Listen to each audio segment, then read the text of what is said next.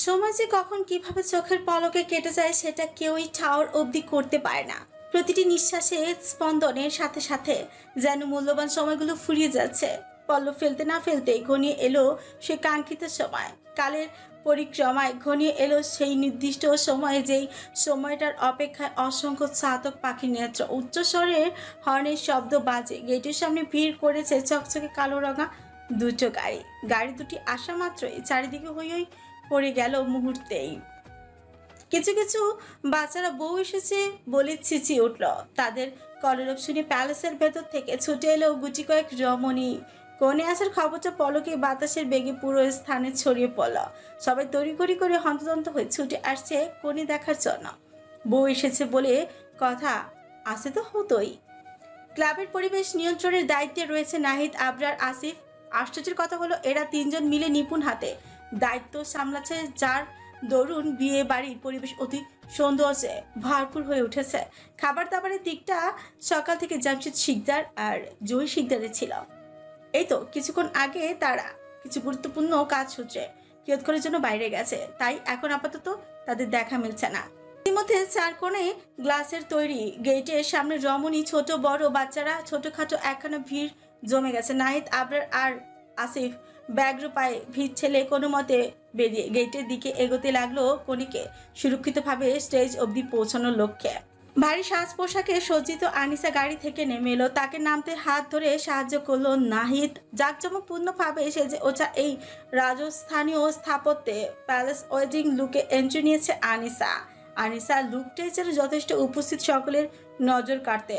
সকলে বিমোহিত নয়নে পর্যবেক্ষণ করছে বধূ বেশে তৈরি হওয়া আনিসাকে। কনে দেখার পর সবার মুখে এখন একটাই বুলি, তা হচ্ছে মাশাআল্লাহ, কনে তো দেখছি পরীর মতো সুন্দর। এত সুন্দর মেয়েও হয় যার থেকে চোখ ফেরানো দায় পড়েছে। আনিসার ছিমছাম আর স্নিগ্ধ সাজ পোশাক যেন নজর কাড়া। আনিসা পরেছে হ্যান্ডক্রাফটেড আইভরি প্যাস্টেল টোনের লেহেঙ্গা। লেহেঙ্গার বটমের জমিনে ফুটে উঠেছে টোন অন টোন সোনালি সুতা ব্যবহার করে জ্যামিতিক এমব্রয়ডারি নকশা। একই নকশা রয়েছে লেহেঙ্গার চপেও। সঙ্গে হাতা বর্ডার আর নট ফেব্রিকের দোপাট্টার বর্ডারে যুক্ত হয়েছে মুক্তা। আনিসা তার আকর্ষণীয় ম্যাচিং দোপাট্টা নিয়েছে একদম সাবিকি ওনার নেওয়ার সঙ্গে, তবে মাথার ঘোমটা তো তোলা বিশাল আকারের ভেল পড়েছে। গলায় শোভা পাচ্ছে 5 লেয়ারের সাদা সবুজ আর প্যাস্টেল রঙের নেকলেস।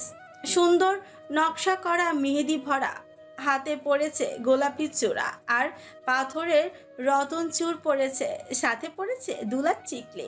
আর মির্জার সঙ্গে ঘাটছড়া বাঁধতে চলেছে আনিসা কৃষ্ণপুরের বিখ্যাত কমিউনিটি সেন্টারে মির্জা প্যালেসে। এইসব ভেবে আনিসার মনে খুশির জোয়ার উপচে পড়েছে। অন্তগহীনে রং বেরঙের প্রজাপতিরা ডানা ঝাপটিয়ে নিশ্চিন্তে উড়ছে। স্বর্গসুখে ভাসছে তার টালমাটাল হৃদয়। মন পকেটে একটাই বাক্য ধুলো আকারে ভাসছে যে আরান মির্জাকে নিজের করে পেয়ে আমি আজ হলাম পরিপূর্ণ নারী।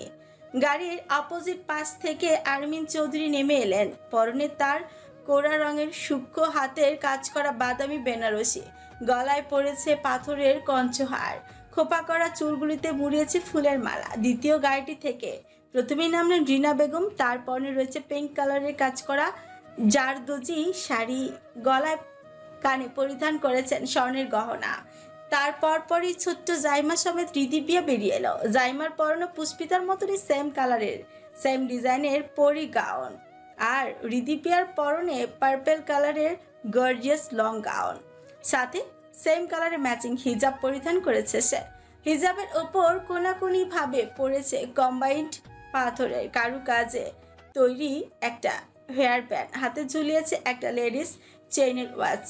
এদের দিকে তাকালেই বোঝা যায় দুনিয়া বোধহয় সাজ পোশাক নিয়ে ফ্যাশনের শুরু আছে শেষ নেই। জায়গাটা কতটা সাদামাটা অথচ আভিজাত্যের আমেজ কিন্তু গঞ্জা গঞ্জা ফটফট। আনিসা ধীরে সুস্থে কোনো মতে লেহেঙ্গা ধরে কচ্ছপের গতিতে এগিয়ে যাচ্ছে মেইন গেটের দিকে। অবশ্য তাকে সামনে এগোতে সর্বোচ্চ সাহায্য করছে নাহিদ। তাদের পেছন পেছন আরমিন চৌধুরী হেঁটে আসছেন। তারা কাছাকাছি পৌঁছতে গেটের ভিড় কমে এলো। সবাই কনেকে প্যালেসে প্রবেশ করার জন্য জায়গা দিল সসম্মানে। গাড়ি থেকে কিছু প্রয়োজনীয় জিনিসের ব্যাগ হাতে করে প্যালেসের মধ্যে নিয়ে যাচ্ছে আবরার আর আসিফ। পেছনে রয়ে গেল এক অভাগী ও তার নিষ্পাপ বাচ্চা। নির্নিমেষ নয়ন চেয়ে রইল রিদিবিয়া মির্জা প্যালেসের দিকে। অতীতের কিছু স্মৃতি খুবলে খুবলে খাচ্ছে তার ছোট্ট মস্তিষ্কে। বয়স কতই হবে তার, এই মাসের সামনে 22 তারিখে 24-এ পড়বে, কিন্তু এই আত্মসম্মানী মেয়েটা কতই না ত্যাগের শিকার হয়েছে। পদে পদে জীবন নিষ্ঠুরতার সম্মুখীন হয়েছে। ভাঙতে ভাঙতে সে আজ পাথরের কারুকাজে তৈরি হয়েছে এক মুহূর্তে। যাকে কেউ বেত্রাঘাত করলো মুখ ফুটে কখনো বলবে না আমায় আঘাত করো না। একটা মানুষ ঠিক কতটা কষ্টে থাকলে এমন কথা বলে সেটা এই ক্ষণিকের জন্য স্থায়ী জগতের কাছে বোধহয় অজানাই থাকবে। স্মৃতির পাতায় কিছু রঙিন মুহূর্ত ভাসতেই যেন তার মস্তিষ্কে ধীরে ধীরে নিয়ন্ত্রণ হারাচ্ছে। কিছুক্ষণ পলকহীন দৃষ্টিতে চেয়ে থাকার পর চোখের পাতা বুঝে বড় করে শ্বাস নিল রিদিপিয়া। ত্যাগকৃত প্রশ্বাসের সাথে সে তার ক্লান্তিগুলো ছেড়ে নেওয়ার বৃথা চেষ্টা করলো। এতে বিন্দু পরিমাণ যন্ত্রণা কমলো না, বইকে আরো বাড়ল। বিয়ে বাড়ির দিকে তাকাতে তার কান্না পাচ্ছে। কঠোর মনের মানুষটা আজ যন্ত্রণায় কাতরাচ্ছে, সেটা কারো নজরে পড়লো না। মুড়ানো শক্ত খোলস ছেড়ে আজ রিদিবিয়া তার ছেলের হাসি হেসে হাওড়ায়। জীবনে ভুল মানুষকে গ্রহণ করে করেছি মস্ত বড় ভুল। এই ভুল শুধরানোর জন্য হলেও আমার করা লাগতো এর থেকেও বড় ভুল, কিন্তু আমি তা করিনি রাজ। আপনি শেষবারের মতো আমাকে যেভাবে রেখে গিয়েছিলেন আমি আজও তাই আছি। দলা পাকা কান্নাগুলো যেন আজ ঝরা পাতা হয়ে প্রকাশ্যে আসছে। রিদিপিয়া ভাবনা জয়ে শুধু একটাই মুহূর্ত উবকি দিচ্ছে, তা হলো রাজ আর তা বিয়ের খঞ্চা। রিদিপিয়া নিজেকে সংযত করে মলিন কঞ্চে বলে, কত নিষ্ঠুর আপনি রাজ। আমায় একা ছেড়ে নিজেকে অপরাধী কেন বানালেন? উধাও হয়ে আপনি কোনো বীরশ্রেষ্ঠের পদবি নিতে পারেননি। যা পেরেছেন সেটা হলো একজন বেঈমানের পরিচয়। আজ আপনি আমার কাছে একজন বেঈমান, যার ছায়া অবধি আমি আমার মেয়ের ওপর বরদাস্ত করব না। ঘন পাপড়িতে নিপত টাকর টাকর চোখগুলো বেয়ে গড়িয়ে পড়লো তপ্ত শ্রান্তির জল। তীব্র অভিমান আর অভিযোগ তার দুয়ারে হানা দিয়েছে বহু আগে, তবুও সে তা প্রকাশ করতে পারে না কখনো স্বাধীনভাবে। অবুঝ জাইমা তার মাকে হঠাৎ এভাবে কাঁদতে দেখে পিটপিট করে তাকালো। তারপর ছোট্ট ছোট্ট 2 ইঞ্চির মতো 5 আঙ্গুলের তৈরি হাত দিয়ে রিদিবিয়ার তর্জনী আঙুল টানতে টানতে সুত হয়। মামা তুমি কাঁদছো কেন? জাইমার প্রশাসনে তড়িৎ চাইল রিদিপিয়া। পরপর অন্য হাত দিয়ে চোখের জল মুছে একটু ছুকে ছোট্ট হাত জোড়া শক্ত করে মুছে পুরে বলে, কই কাছি না তো। মাকে মিথ্যা বলতে দেখে চতুর জাইমা চিকন কণ্ঠে ছটফট বলে, মামা তুমি না সবাইকে বলো মিথ্যা বলা মহাপাপ, তাহলে তুমি মিথ্যা বলে সেই পাপটা কেন করতো? মেয়ের পাকা পাকা জবাব শুনে রিদিপিয়া হাসলেন। এক ফোঁটা চমকালেন না। মেয়ে তার বরাবরের মতো একটু বেশি চঞ্চল। কাট কাট জবাব দিয়ে দেয় মাঝে মাঝে, সাথে মাকে শিক্ষাও। রিদিপিয়া ছোট উল্টে বলে, ওরে আমার মা, আমার অনেক বড় ভুল হয়েছে, আর হবে না, আর মিথ্যা বলবো না, এবার ঠিক আছে, শান্তি। তখন ব্যস্ত পায়ে আওয়াজ কানে আসতে মা মেয়ে দুজনেই সেদিকে দৃষ্টিপাত করলো। আবরারকে দেখা মাত্র জাইমা মায়েরা ছেড়ে দৌড় দিল। কাছাকাছি আসতে আবরার কোলে নিল ছোট্ট পরিটাকে। জাইমাকে কোলে নিতেই ছোট্ট বাচ্চাটা আদুরে কণ্ঠে অভিযোগের সুরে বলল, হ্যান্ডাম তুমি কালেতে তুলে গিয়েছিলে কেন? আমি সকালে তোমাকে অনেক খুঁজেছি। আবরার দুপাশে মাথা দুলাতে দুলাতে বলে, এই তো এখন তো এসে গেছি, আর যাব না। অতঃপর রিদিপিয়ার দিকে তাকিয়ে পেছনে একটু উকিঝুঁকি মেরে অবিলম্বে জিজ্ঞেস করলো, আপি এখানে কেন দাঁড়িয়ে আছো? ভেতরে চলো। খানিকটা ইতস্তত করে ফের শুধালো। আপি আর ওরা জেনিয়াকে তো দেখছি না, ওরা কোথায়? প্রশ্নটার পাশে হাসি মুখে জবাব দিল রিদিপিয়া। জেনিয়া আমায় মেসেজ করে বলল ওরা নাকি একটু পরে আসবে। ওদের ড্রেসের কিছু সমস্যার কারণে আটকে আছে এখনো পার্লারে। এমন কথা শুনে কপাল কুঁচকে এলো আবরারে। আজব তো, একই স্থানে থাকতে সরাসরি না বলে মেসেজে কেন বলল কথাগুলো? দ্বিধান্বিত মনকে সান্ত্বনা দেওয়ার জন্য আবরার সন্ধিহান কণ্ঠে বলল, ওরা তোমাদের সাথে যায়নি পার্লারে? আবরারে কোলে থাকা জাইমার গলার দিকে কুকড়ে যাওয়া কাপড়টা ঠিক করতে করতে রিদিবিয়া নিশ্চিতভাবে উত্তর দেয়, না, জিনিয়া নিজে আমাকে মেসেজ দিয়ে বলেছে ওরা নাকি অন্য পার্লারে যাচ্ছে। দুজন নাকি একরকম সাজার প্ল্যানিং করেছে, তাই নিজেদের পছন্দের মতো পার্লারে গেছে। আবরার চুপচাপ কথাগুলো শুনে নিজের চিন্তিত মনকে ধাতস্থ করে গেটের দিকে এগিয়ে গেল। পেছন পেছন ঋতিবিও অগ্রসর হতে লাগলো। আবরারের মন আজ ভীষণভাবে পুড়ছে। মনে হচ্ছে আজ সে তার খুব প্রিয় মূল্যবান কিছু হারিয়ে ফেলবে। বিচলিত হৃদয়টাকে কিছুতেই শান্ত করতে পারছিল না সে, তাই ক্রমাগত একটা কথাই জিজ্ঞেস করছে আরোরা শিকদার কোথায়, কারণ ভয়টা যে এই মেয়েটাকে নিয়েই। এই ছন্ন ছাড়া প্রেমিকের জন্য আজ ধরনী জুড়ে একটাই বাণী ভেসে বেড়াচ্ছে, যা এই প্রেমিকের কাছে অজানা। কেন মিথ্যা মায়ায় জড়ালে যদি নাই ভালোবাসতে? কেন দিবা স্বপ্ন দেখালে যদি নাই পূরণ করবে? একতরফা ভালোবেসে আমার মনন নিহত হয়েছে নিষ্ঠুরতার কুঠারে। সর্বোপরি আমার চাওয়া আশকারা পাক তার সকল ধরনের কর্মক্রিয়া। ছন্ন ছাড়া আমি শেষ নিঃশ্বাস অবধি তোমার অপেক্ষায় প্রহর করব। গেট ক্রস করে তারা সকলে মিলে বসার হল রুমে প্রবেশ করল। আনিসা আর নাহিদ হাঁটার সাথে সমান তালে এগিয়ে যাচ্ছে স্টেজের দিকে, কিন্তু মাঝপথে অনাকাঙ্ক্ষিত কোনো কিছু দর্শনে আরমিনের চলন্ত পা জোড়া আকস্মিক থেমে গেল। তার দেখা দেখি রিনা বেগমও থেমে গেল। আরমিনের দৃষ্টি দিক অনুসরণ করে তাকাতে রিনা বেগম বিষম খেলেন। তনিমা চৌধুরী কয়েকজন আত্মীয় স্বজনদের সাথে কুশলাদি বিনিময় করছিল। ঠিক তক্ষুনি আরমিনকে দেখে তিনি থেমে গেলেন। ছলছল নয়নে তার সোনার মানিকের তরে চাইলেন তিনি। নিমিষ হলো তার পলক, মুহূর্তকাল বোধ বুদ্ধি হারিয়ে ব্যাককেলের মতো তাকিয়ে রইলেন তিনি। আরমিনের চোখে ভর করলো অভিমানী জল। চোখের পাতার স্পন্দন যেন ক্ষণিকের জন্য থেমে গেল তার। একই চক্ষু তৃষ্ণা মেটাচ্ছে নাকি ইশারা ইঙ্গিতে বোঝাচ্ছে অভিযোগের লিস্ট, তা জানা নেই আরমিনের। সে তো এক অমানিসা ঘরে পাড়ি জমিয়েছে। স্রোতের তোড়ে ভেসে যাওয়া প্রতীকের মতো এক জননী ও তার ছানা একে অপরের দিকে নিনিমেষ চেয়ে আছে। আরমিনের মনের গ্লানি টেনে মলিন হাসলো। অমনি তনিমা চৌধুরীর বুকটা ছেদ করে উঠল। আকাশে বাতাসে উড়াল দিয়ে ভেসে বেড়াচ্ছে এক বেদনাদায়ক সুমধুর ডাক, যা জননীর হৃদয় ছুঁয়ে দিতে সক্ষম। আরমিন চৌধুরী অতিশয় শ্রান্তির সহিত পিরপিরাল। তাহার সাথে বন্ধন ছিল অটুট, তবে কেন সেই বাঁধন হলো ছিন্ন? মমতাময়ী মায়ের তরে বাধা পড়ুক সন্তানের শৃঙ্খল। তোমার দাম্ভিকতাই হলো যত অভিমানের কারণ। দূরত্ব গুছিয়ে হোক আমাদের ভুল বোঝাবুঝির সারণ। ভয়ের তোড়ে এখন কলিজা শুদ্ধ লাফাচ্ছে অরুর।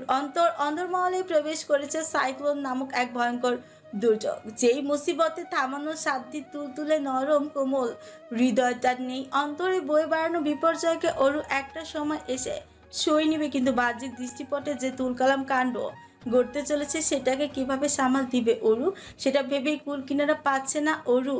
এখন যে তার জীবনের ঘোর অশুভ সময় চলছে। চতুর্পাশ একটিবার সূক্ষ্ম দৃষ্টি দিয়ে পর্যবেক্ষণ করে নিল অরু। রুমের চারিদিকে ছড়িয়ে ছিটিয়ে আছে দামি দামি ব্র্যান্ডের সিগারেটের প্যাকেট এবং হরেক রকমের ওয়াইনের বোতল ফ্লোরে গড়াগড়ি খাচ্ছে।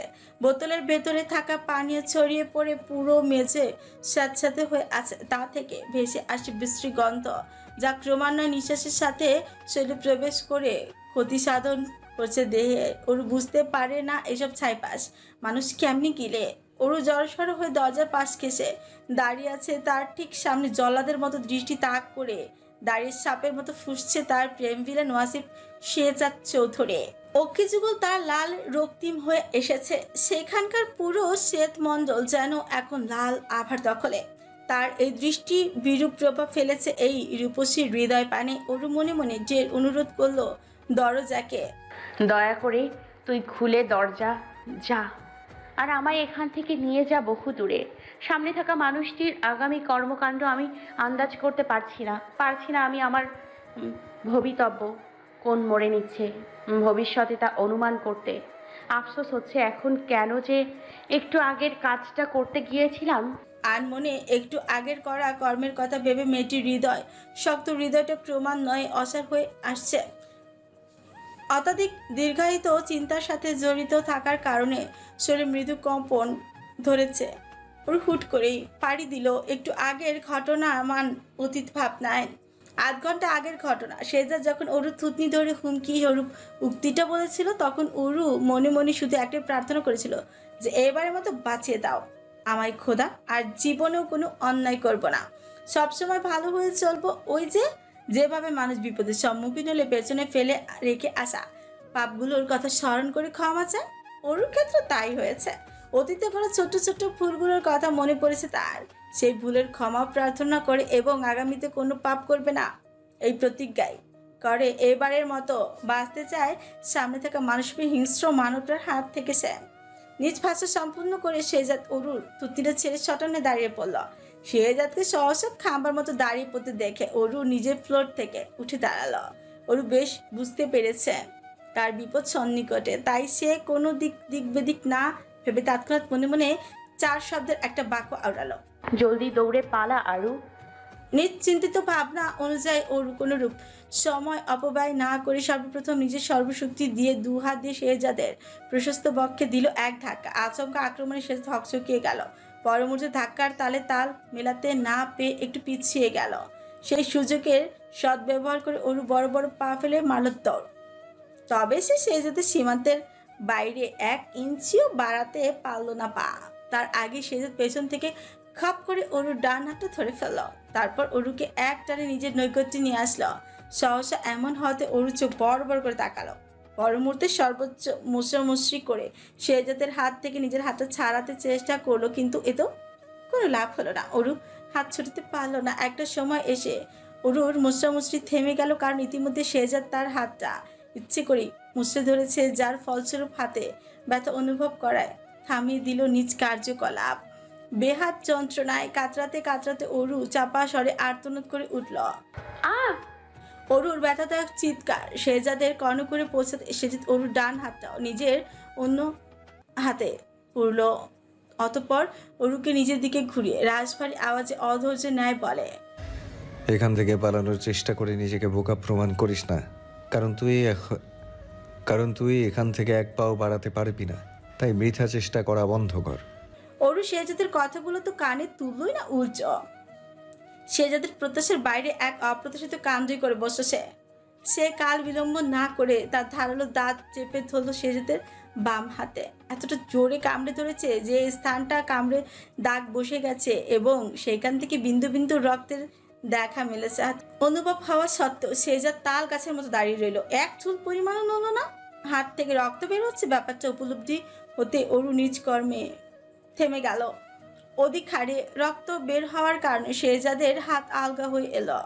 সেই মোক্ষম সুযোগে অরু শেহজাদের হাত ছাড়িয়ে তড়িঘড়ি করে বড় বড় কদম ফেলে এগোতে লাগলো।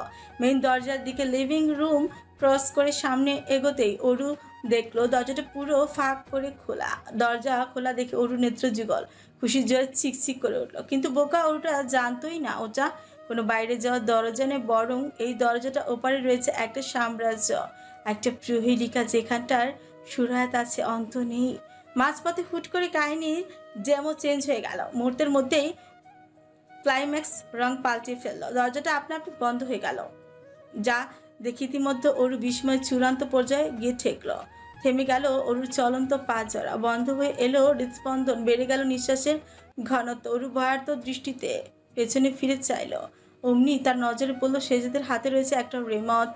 অরু অবুঝ দৃষ্টিতে তাকিয়ে বোঝার চেষ্টা করলো ঘটমান ক্রিয়াশীল পুরো ঘটনাটা। কিয়ৎক্ষণ আগে কেন কোনোরূপ শক্তির ব্যবহার ছাড়া দরজাটা বন্ধ হয়ে গেল। আর জটিল ব্যাপারখানা অরু বুঝতে সক্ষম হলো। কিছুক্ষণ আগের পুরো কার্যক্রম পরিলিখিত করে অরু যা বুঝলো তা হলো দরজাটা ইলেকট্রনিক ডিভাইস সেট করা আছে, যেটাকে রিমোট দিয়ে কন্ট্রোল করা যায়। শেহজাদ রিমোটের বাটন প্রেস করে কোনোরকম প্রচেষ্টা ছাড়াই দরজাটা পলকেই বন্ধ করে দিয়েছে। হাতে আঘাত পর যখন শেহজাদ বারবার হাতটা ব্যথায় ঝাঁকাচ্ছিল, তখন অরু পালিয়ে যাচ্ছে। আর দরজার ওপারে যে অন্য এক জগৎ আছে, যেখানে প্রবেশ করা অরুর জন্য সম্পূর্ণ নিষিদ্ধ। ব্যাপারটা বোধগম্য হতে শেহজাদ বিদ্যুৎ বেগে সেদিকটা চাইল। তারপর কোনো কিছু না ভেবেই সর্বপ্রথম কাউচের উপরে থাকা রিমোটটা হাতে নিয়ে বাটন ক্লিক করলো। আর সাথে সাথে খোলা রাখার দরজাটা কোনো রকম শক্তি বিনিময় ছাড়াই বন্ধ হয়ে গেল।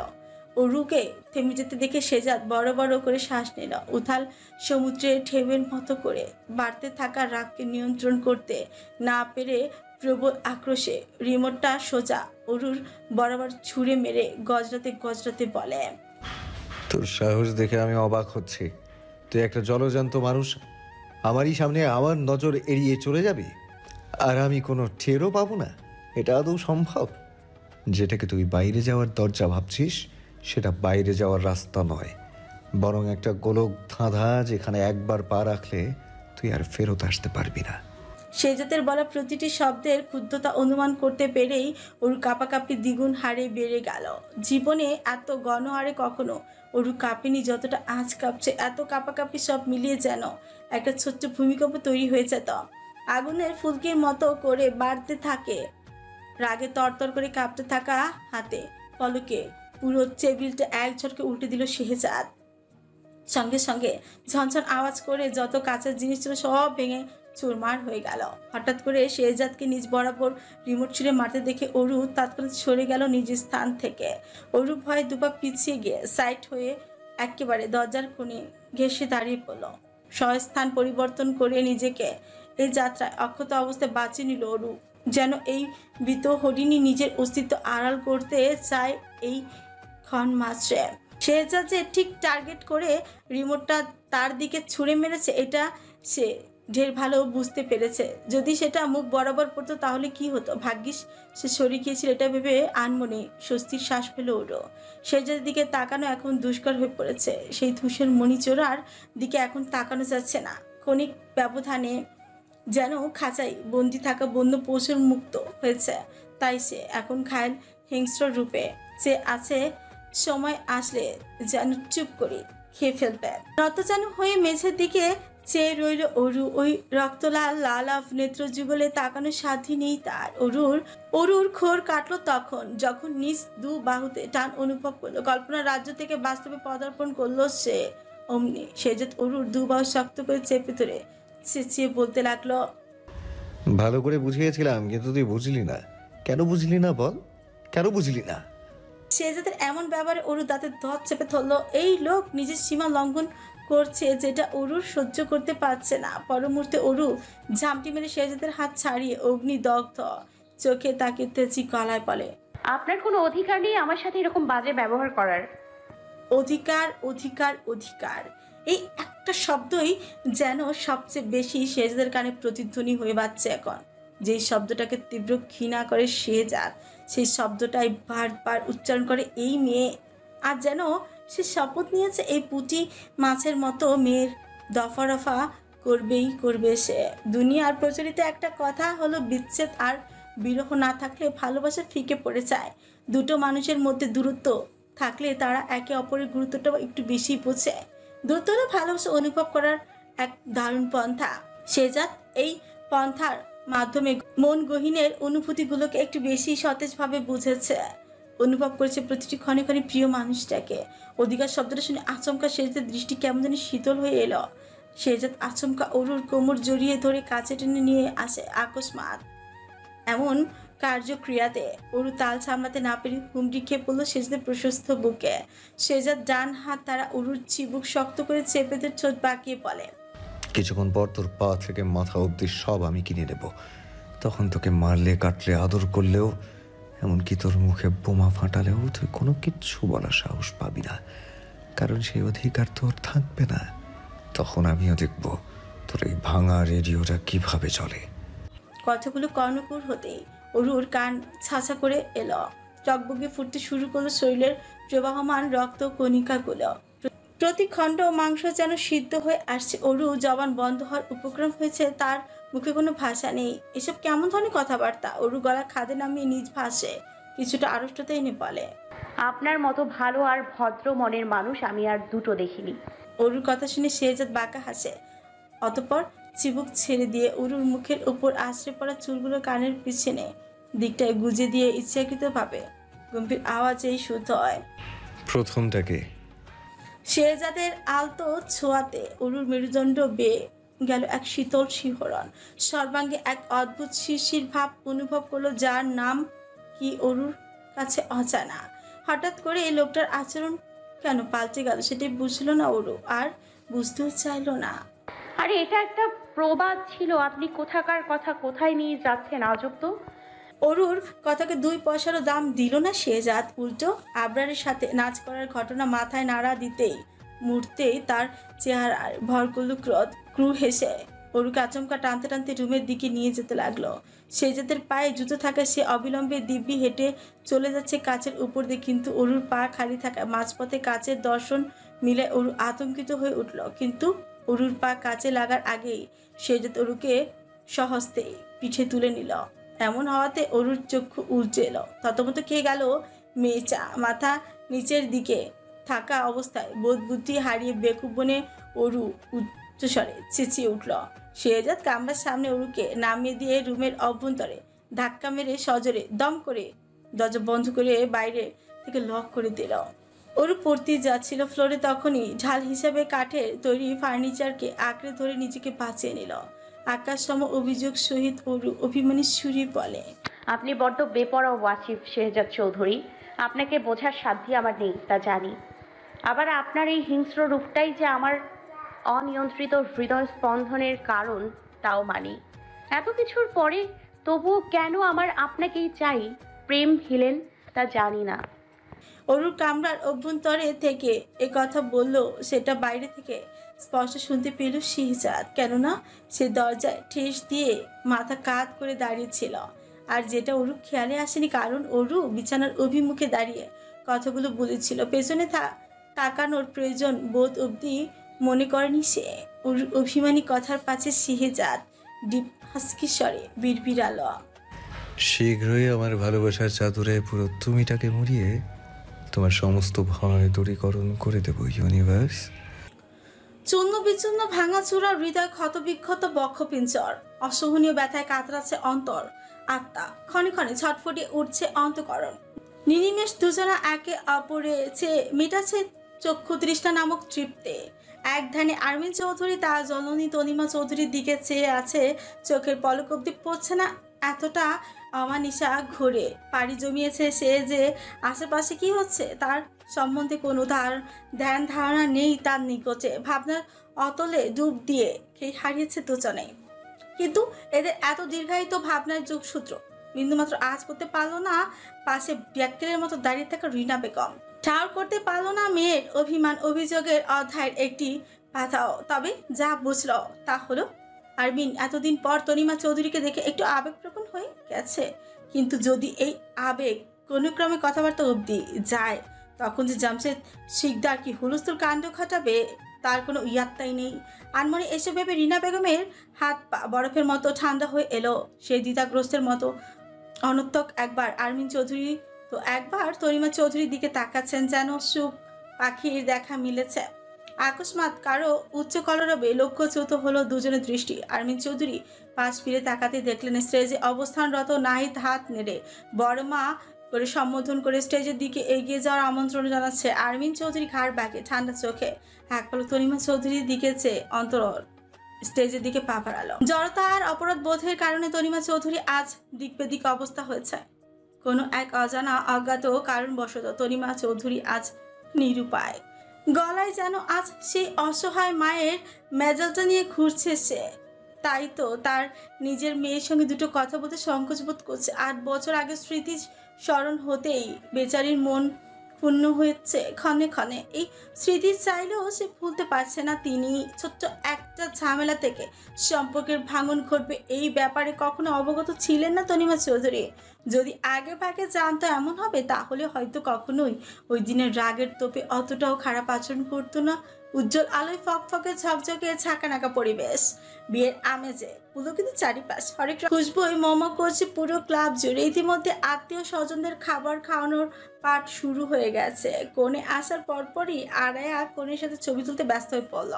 নাজিকাও এসে তুলেছে কয়েকখানা ছবি। পুরো চৌধুরী পরিবার এসে কেমন আছো হেনতেন কুশল বিনিময় আদি করে গেছে, কিন্তু আনিসা তেমন একটা মন খুলে কথা বলেনি। প্রতিবার তাদের প্রশ্নের পাশে টুকটাক হু হ্যাঁ উত্তর দিয়েছে শুধু, নিজ থেকে কোনো রকম আগ্রহ প্রকাশ করেনি। মেয়েরা ছবি তোলার জন্য অস্থির হয়ে ফের একখানা ভিড় জমিয়ে ফেলেছে স্টেজের চারিধারে, যা দেখে আড়ালে দীর্ঘশ্বাস পেল নাহিদ। সে বুঝে ভুল করতে পারে না এই মেয়ে জাতি এতটা ধৈর্যের সাথে হাজিবাজি কাজগুলো কিভাবে করতে পারে।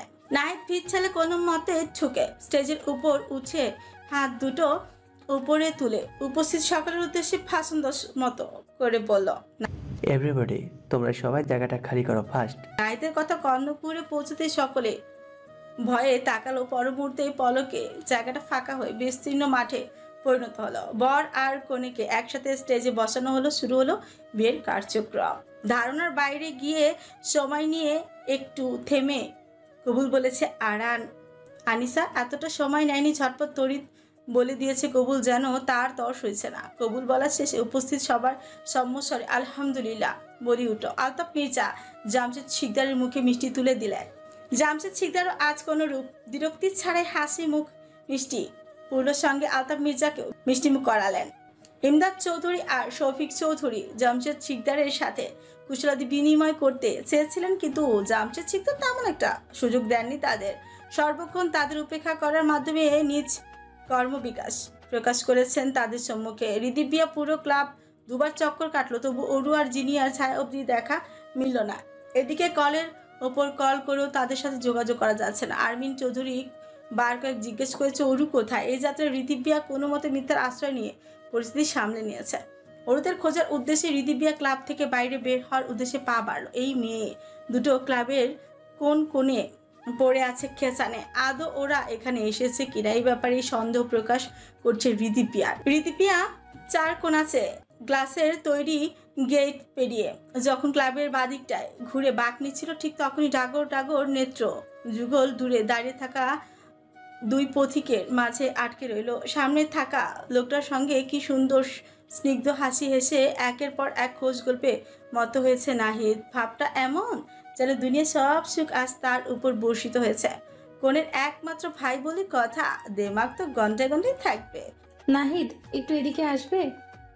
পেছন থেকে ছুটে আসা সূক্ষ্ম মেয়েলি কণ্ঠস্বর শুনে চকিতেই তাকায় নাহিদ। দেখতে পায় রিদিপিয়ার উৎকণ্ঠার সাথে কথাটা ওকেই বলেছে। রিদিপিয়াকে দেখা মাত্রই প্রশস্ত হাসলো নাহিদ। অতঃপর কোনো রকম সময় অপব্যবহার না করে তার দিকে এগোতে বলে, হ্যাঁ আপনি বলো, কি বলবে? রিদিপিয়া অধৈর্য নাই সুদ হলো। নাহিদ, আরো আর জিনিয়াকে তো দেখতে পাচ্ছি না, ওরা কি এখনো আসেনি? নাহিদ তাদের দর চেপে কিছুক্ষণ চুপ থেকে ভাবনার জগতে পাড়ি জমালো। কপালের কিনার বিন্দু বিন্দু ঘামগুলো সূর্যের কিরণে চিকচিক করছে। ঘামে লেপ্টে আছে শেরওয়ানি। দেখে বোঝা যাচ্ছে অনেক খাটুনি খেটেছে বিদায় এখন তাকে ক্লান্তই দেখাচ্ছে। একটু আগেই তো ওদের দেখলাম, আশেপাশে আছে বোধ হয়। এত টেনশন নেওয়ার দরকার নেই, তুমি ভেতরে যাও। আশেপাশে থাকলে পুরো ক্লাব ঘুরে দেখার পরও ওদের কেন খুঁজে পেলাম না? আর্মিন আন্টি বারবার জিজ্ঞেস করছে আরো কোথায়। নাহিদ নিজের বক্তব্যকে সাফাই দিতে গিয়ে নিজেকে মিথ্যে বলার এক ধাপ এগিয়ে বলে, আরে আপনি চিন্তা করার কোনো কারণ তো দেখছি না। আমি বলছি না ওরা আশেপাশে আছে, তুমি ভেতরে যাও। ভাবি তো রিদিপিয়া যেমন উদ্বিগ্ন মুখভঙ্গি নিয়ে এসেছিল ঠিক তেমন মুখভঙ্গি নিয়ে স্থানটা ত্যাগ করলো। চিন্তায় পাহাড় এক চুল পরিমাণও কমলো না, উল্টো বাড়লো বই কি। রিদিপিয়ার অস্তিত্ব উত্তর স্থান থেকে বিলীন হওয়ার পর নাহিদ সেলফোনটা হাতে নিল। স্ক্রিনে জলজল করা একটা মেসেজ চোখে বুলালো। মেসেজটা এমন যে, নাহিদ, আমি আর ওরও একটি গুরুত্বপূর্ণ কাজে ফেসে গেছি। আসলে আমাদের ড্রেসে একটা ঝামেলা হয়ে গেছে, তাই আসতে দেরি হবে। আমরা না আসা পর্যন্ত ফ্যামিলিকে কিছুক্ষণ ম্যানেজ কর প্লিজ প্লিজ। খুদে বার্তাটা পড়ে নাহিদের মন কচকচ করতে লাগলো, কেননা এই দুই উজবুকের জন্য প্রচুর পরিমাণে চিন্তা হচ্ছে তার। তবু দু চারটি মিথ্যে বলে পরিস্থিতি নিয়ন্ত্রণে রাখলো সে। মিথ্যে কথা বলে আজ নাহিদ নিখুঁত অভিনেতার পরিচয় বহন করলো আরমিনের সাথে। চৌধুরী পরিবারের সকলে যেতে এসে কথা বলছে। ভদ্রমহিলা ভদ্রতার খাতিরে হাসি মুখে উত্তর দিয়েছে, তবে তনিমা চৌধুরীর সাথে তার কথা হয়নি। হবে কিভাবে? আরমিনের সময় এখন অতটা ব্যস্ততার মধ্য দিয়ে যাচ্ছে যে তার কদম ফেলবার ফুসরত নেই। সুস্থভাবে আনন্দ উল্লাসের সাথে সম্পূর্ণ হলো রানিশা জুটির বিয়ে। একসাথে বাধা পড়লো তাদের পুরোটা জীবন। বিয়ের মতো পবিত্র বন্ধনে আবদ্ধ হলো দুটি মানুষ। ভালোবাসা সীমান্তে এসে ফিরলো দুটি হৃদয়। জোড়াও লাগলো দুটি ভাঙা হৃদয়। তাদের আগামী ভবিষ্যতের সুখময়। দেখতে দেখতে খনিয়ে আসে কোণের বিদায়ের পালা। নাহিদ কয়েকজন ছেলের সাথে কুশলাদি বিনিময় করছিল, তখনই বিগলিত কান্নার আওয়াজ শুনতে তার মনোযোগ বিঘ্নিত হলো। শব্দের উৎস খুঁজে তাকালো সেদিকটায়, দেখলো সেইখানটায় একটা ছোট্টখাটো কান্নার প্রতিযোগিতা শুরু হয়ে গেছে, যে কে কার থেকে কতটা বেশি কাঁদতে পারে। নাহিদ তস্ত্র কদম ফেলে সেদিকে ছুটল। আরমিন চৌধুরী আনিসাকে আষ্টে পৃষ্ঠে জড়িয়ে ধরে কাঁদছে। মেয়ে তার আজ তাকে ছেড়ে পরের ঘরে চলে যাবে, এটা ভেবে তার বুকটা হাহাকার করে উঠেছে। আরান এই পরিস্থিতিতে পড়বে সেটা ইহ জন্ম ভাবিনি। একবার মায়ের দিকে তাকাচ্ছে তো একবার মেয়ের দিকে তাকাচ্ছে, দুজনে ফুপি ফুপে সমান তালে কাঁদছে। পাশে অপ্রসন্ন মুখে আরানের আইভরি রঙের পাগড়ি হাতে নিয়ে দাঁড়িয়ে আছে আবরার। জামশেদ শিকদারের চোখেও দেখা গেছে দু ফোঁটা অশ্রুকণা, তবু তিনি আরমিনের মতো ভেঙে না পড়ে আদলে গম্ভীর ভাবটা বজায় রেখেছেন। যদিও তিনি আরমিনের মতোই আবেগে গা ভাসান, তাহলে আরমিনকে সামলাবে কে?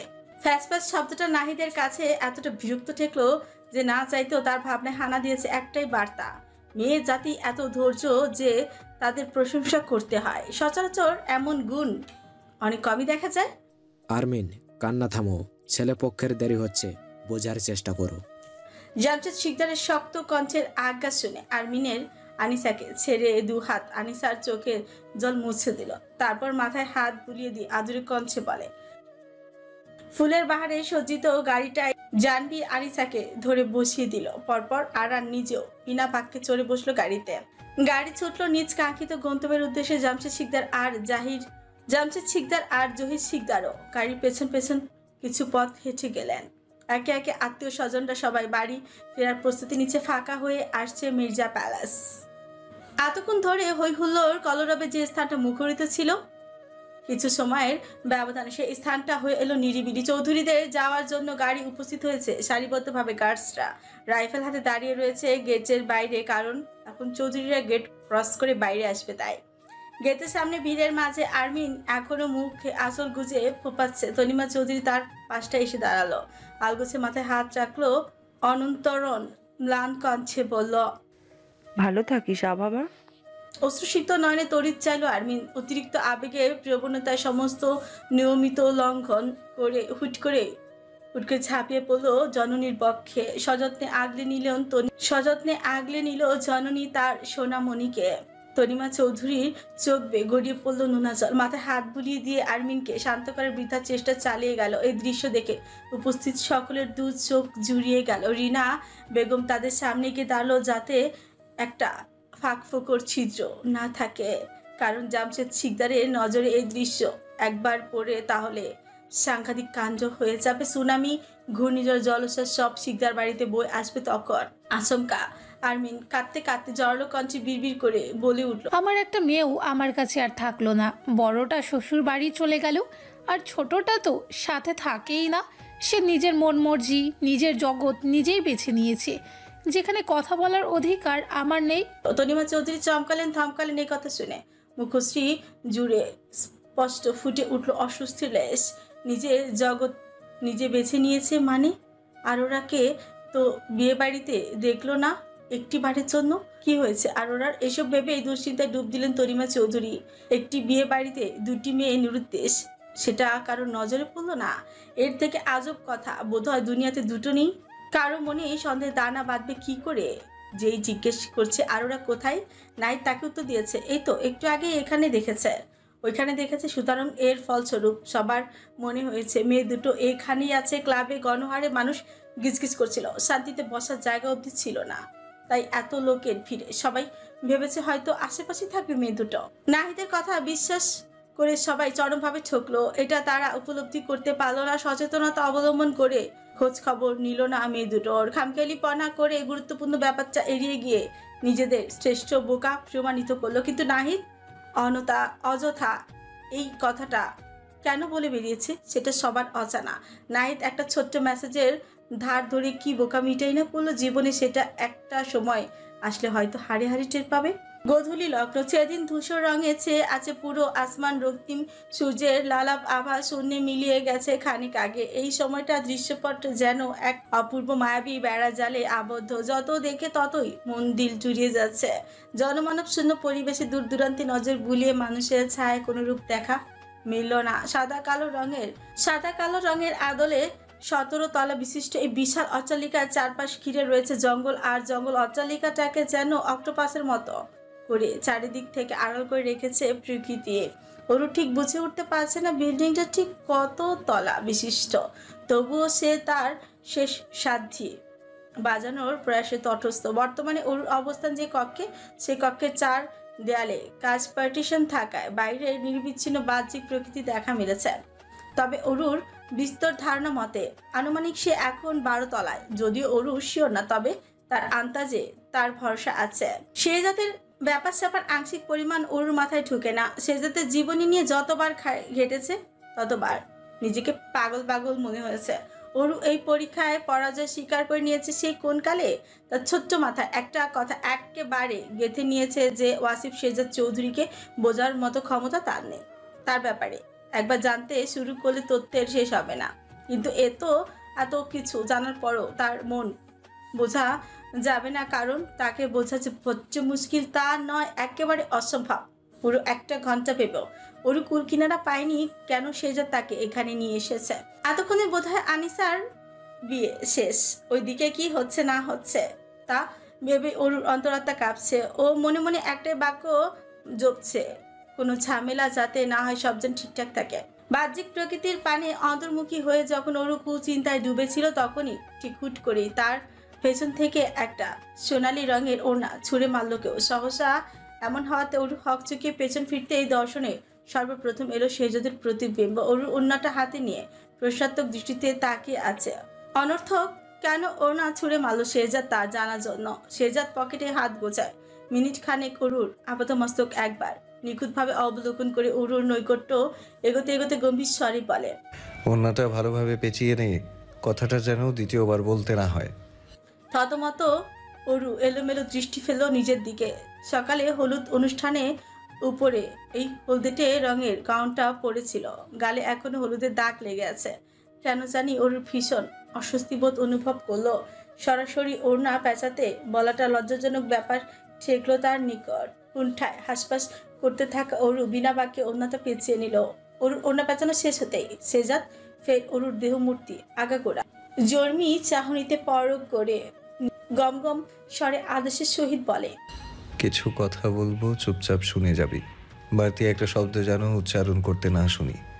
কণ্ঠশক্ত তার মাঝে আটকে আছে কঠোর আদেশ। শেহজাদের মজবুত ভাষ্য বোধ হয় কাজে আসলো। ওর সত্যি সত্যি গভীর মনোযোগী হলো, প্রাণবন্ত হয়ে শুনতে চাইলো শেহজাদের কথা। নিজের ভাবনাকে একটি নির্দিষ্ট পরিসীমার মধ্যে স্থির করে মনোসংযোগ করলো শেহজাদের উপর। ওরুকে মনোনিবেশ দৃষ্টিতে তাকাতে দেখে শেহজাদ তর্জনী আঙুল দিয়ে বাইরে ইশারা করে বলে, বাইরে নিশ্চয়ই দেখতে পাচ্ছিস কাজে এসেছে, ওখানে তোকে যা যা করতে বলা হবে ভালো মেয়ের মতো ঠিক তাই করবি। চারিদিকে চোখ বুলে স্বচ্ছ কাঁচ ভেদ করে লিভিং রুমে নজর যেতেই দেখলো সেখানে সাদা পাঞ্জাবি পরা একজন লোক কাউচে বসা অবস্থায় এবং তার পাশে গাউন নামে অভিহিত একটি দীর্ঘ কালো পোশাকে আবৃত আরেকটি লোক বসা আছে। লোকগুলোর বেশভূষা দেখে বোঝা যাচ্ছে এরা যথাক্রমে কাজী এবং উকিল। অরু বাম ভ্রু চালো, যার দরুন তার সুন্দর পার্শ্বকৃতি চিকন লম্বাটে ভ্রুজোড়া ঢেউ আকারে দুলে উঠল। ওখানে কি করতে বলা হয় তার কোনো ইয়াত্তা নেই। সেখানে অরু শুধু কেন আগে ভাগে চুক্তি স্বাক্ষর করবে। তাই অরু একটা যথাযথ মানানসই যুক্তির উপস্থাপনা করলো শেহজাদের সামনে। মানে কি, ওখানে যদি আমাকে মানুষ কাটতে বলা হয় তাহলে কি আমি মানুষ কেটে ফেলবো নাকি? কথাটা অরু জবান থেকে বেরোতে দেরি নেই, তার আগে শেহজাদ ধমকে উঠল, Aru just keep your mouth shut. Arora কথাটা শেহজাদের কাছে আমোদের মতোই মনে হলো, যেন মেয়েটি ইচ্ছে করেই তার সাথে ক্রীড়া কৌতুক বাক্য আদান প্রদান করতে চাইছে। আনমনে এমন মনন করতেই শেহজাদের বুক ছিঁড়ে বেরিয়ে এলো হালকা নিঃশ্বাস। নিজ ভাষের ইতি টানার আগে শেহজাদের ধমকে চুপ হয়ে গেল অরু। অরু ভয়ে পিছপা হলো না, নিজের যুক্তি উপস্থাপনে অব্যাহত রাখলো। কৌতূহল মস্তিষ্কে একটু প্রশ্ন উকি দিতে অরু ফটাফট বলে, সব বুঝলাম, কিন্তু একটা জিনিসের খটকা থেকেই গেল। যদি অনুমতি দিন তাহলে একটা প্রশ্ন জিজ্ঞেস করব।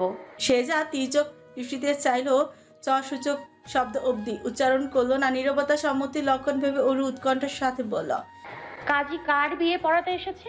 শেহজাদ নিরুত্তর লেশ মাত্র হেলদুল প্রকাশ পেল না তার অবয়বের।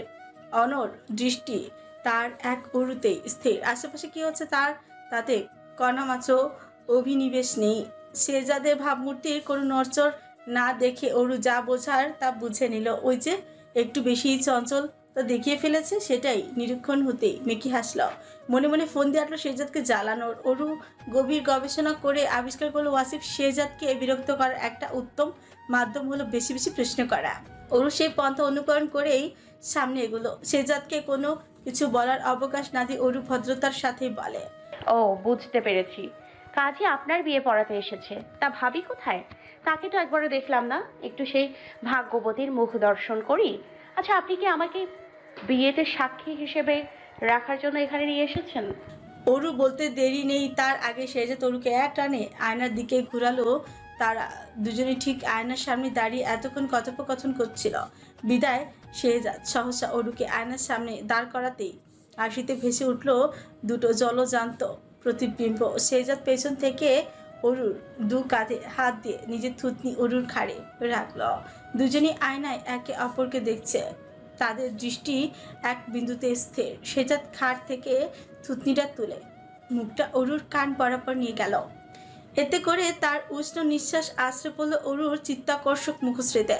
শেহজাদ দর্পণে উদিত হওয়া অরুর প্রতি ছবিতে লোলুপ দৃষ্টিতে তাকে এটি হাসকি স্বরে বলে, এই সেই ভাগ্যবতী যার স্পর্শে থমকে যায় কারো সময়, যার মুখদর্শন করার জন্য মরিয়া হয়ে ওঠে একটি হৃদয়, যার হাসি দিন শেষে কারো ভালো লাগার কারণ, যার স্থান শক্ত খোলসে আবৃত কারো হৃদয়াঙ্গনে। অরু চকিত চাইল, চোখ দুটো নির্মিষে বড় বড় হয়ে এলো। এতক্ষণ ভাবছিল আজ এখানে হয়তো অন্য কারো বিয়ে হবে। তাদের বিয়েতে শেহজাদ নিজের ইচ্ছেতে অরুকে এনেছে। নির্বোধ অরু গুণা করে টের পায়নি আজ এখানে এই অট্টালিকায় শেহজাদ নিজের বিয়ের প্ল্যানিং করেছে। বিয়ে, এই দুই অক্ষরে তৈরি ছোট্ট শব্দ হলো এই শব্দটার পরিক্রমা বিশাল। একটা সম্পর্কে দুটো মানুষ আবদ্ধ হয় বিয়ে নামক পবিত্র বন্ধনের মাধ্যমে। প্রেম, প্রণয়, ঘোর, মহব্বত, মোহ, কত অনুভূতি না আছে আমাদের বাস্তব জীবনে। সব অনুভূতিগুলোকে বহন করে টাটকা জীবন্ত অর্থ। এই অনুভূতিগুলোর প্রথম ধাপ হলো শখের মানুষকে অনুভব করা এবং অন্ত ঘটে বিয়ে নামক পবিত্র বন্ধনে আবদ্ধ হওয়ার মাধ্যমে।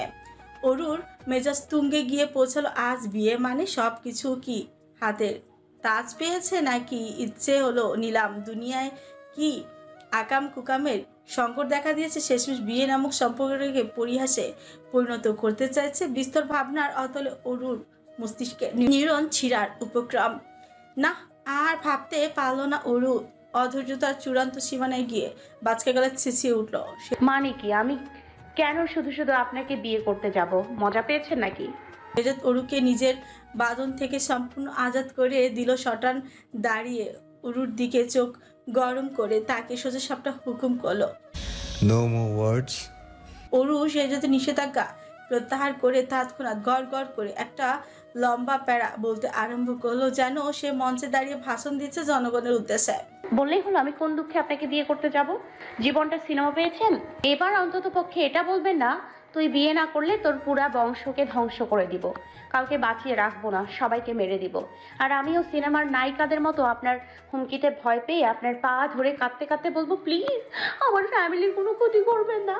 চোখের জল নাকের জল এক টাকার করে বলবো আমি বিয়েতে রাজি। ব্যাস, তখন বিয়ে হয়ে গেল। নায়ক নায়িকার সঙ্গে সমাপ্তি ঘটলো একটা বিখ্যাত ড্রামাটিক সিনেমা। শুরু হলো নতুন কাহিনী। কিন্তু সমস্যা এক জায়গায়, আপনি এখন হিরো মানে ভিলেন রোলটা করতে পারবেন না, কারণ আমার মা আপনার ফুপি হয়। তাই আপনি চাইলেও এটা বলতে পারবেন না তোর পরিবারকে আমি ধ্বংস করে দিব। অরু হাঁপাচ্ছে। এত কথা একসাথে বলার কারণে ক্লান্তি ভাবটা উবে উঠেছে স্পষ্ট। অরুর কাহিল অবস্থা দেখে শেহজাদের বোধহয় একটু মায়া হলো। পাশে থাকা টি টেবিল থেকে জগের গ্লাসটা অরুর সামনে এগিয়ে দিয়ে স্বাভাবিক ভঙ্গিতে বলল, এতক্ষণ যাবৎ ভাঙা রেডিওটা চালিয়ে হাঁপিয়ে গেছিস, তাই পানি খেয়ে ক্লান্ত ভাবটা দূর কর। অরু সত্যি গলা শুকিয়ে গিয়েছিল, তাই সে কোনো প্রকার দাঙ্গায় না জড়িয়ে বাকবিতণ্ডায় না করে শেহজাদের হাত থেকে গ্লাসটা নিয়ে শট করে এক ঝোঁকে পুরো গ্লাসের পানি শেষ করলো। তীব্র খরায় চৌচির হয়ে যাওয়া মরুভূমিতে যেন এক ফোঁটা জলের ছিটে পড়েছে, এতটাই শান্তি অনুভব করছে অরু।